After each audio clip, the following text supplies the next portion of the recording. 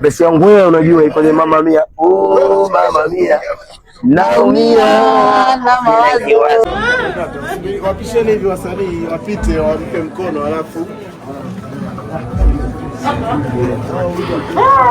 mke wa aliyekuwa mwanamuziki Mandojo amejikuta katika hali ya huzuni pale alipotembelewa na listi ya wasanii ambao pia watatumbuiza tamasha la miaka 30 ya Bongo Flava Dodoma siku ya tarehe 22. Ikumbuke Mandojo alifariki Agosti 11 mwaka 2024. Ni miaka miwili imepita sasa, lakini mke wake, kitendo cha kuona wanamuziki wenzie, amejikuta katika hisia za juu sana. Pengine anatamani mumewe angekuwepo wakati huu, pengine naye kushiriki tamasha hili la 30 ya Bongo Flava. Kitu kingine ambacho kinafurahisha kabisa katika tamasha hili ni namna ambavyo wasanii wa Bongo Movie na Bongo Flava wameamua kushikamana kwa pamoja katika kuenzi miaka hii ya 30 ya Bongo Flava. Tunafahamu Bongo Movie na Bongo Flava ni vitu ambavyo vimekuwa ni taasisi ambazo zimekuwa zikiingiliana. Yani wasanii wa Bongo Movie na Bongo Flava mara kadhaa tumeona wakishirikiana katika kazi zao. Kwa mfano kuja kuangalia kama video za Dudubaya za nyuma, alishirikiana na Sandra ambaye ni mwigizaji maarufu wa Kombolela, lakini alikwisha tamba na filamu kama ya Misukosuko ya J+, lakini pia Aileen Woya, wakina Nanga, kama hapo unavyoona huyu ni Sa Nature akipiga story na Aileen Woya. Ni kitu ambacho kimeendelea kufanya hili tamasha kuwa na heshima yake kubwa, lakini pia vyombo vya habari kama sisi tumeendelea kukupa updates hapa na pale. Huyu ni Soggy Dog Anta akiwa na Wolper. Kumbuka Wolper naye pia ni mwigizaji maarufu sana, mkishafanya kazi na kina Marem Steven Kanumba na wengine wengi tu. Kwa hiyo wamekuwa wakiojiana ndani ya treni. Kwa hiyo imeleta hali fulani, yani mvuto zaidi wa tamasha hili. Kumbuka wiki iliyopita tulikuwa Mwanza, nao pia tuko Dodoma, na baada ya Dodoma itatangazwa ni wapi pia tamasha hili linaenda. Kumbuka lilizinduliwa Dar es Salaam, sasa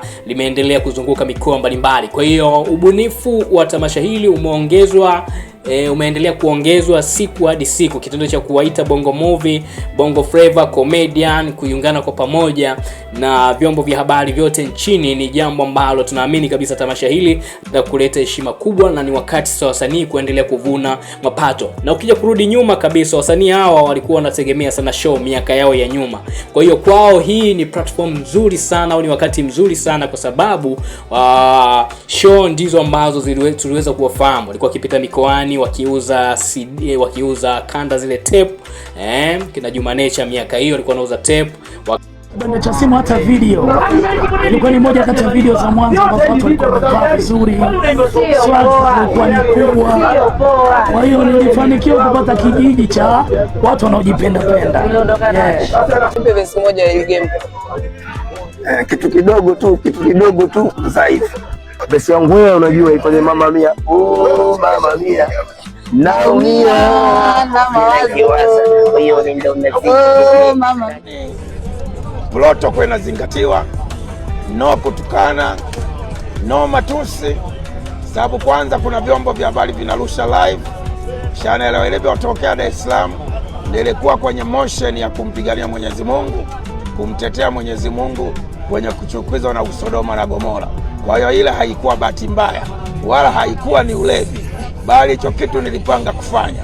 Lakini kwa sababu kuna vyombo vya habari vimeshaniambia nisitumie maneno makali, kwa hiyo hilo haliwezi kujirudia tena.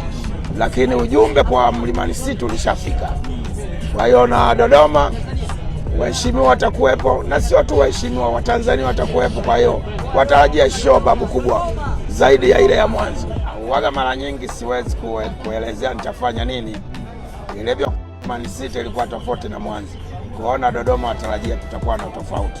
Wasiwezi kufanya kitu kile kile, sababu msanii lazima, hii ni tour. Tumeanzia Dar es Salaam, kuna tofauti, Mwanza kuna tofauti, na Dodoma lazima ufanye kitu tofauti. Kwa hiyo watu watarajie show babu kubwa, show ya kibabe, show ya kikonki kama kaida kutoka kwa Fast and for We Live Your Life.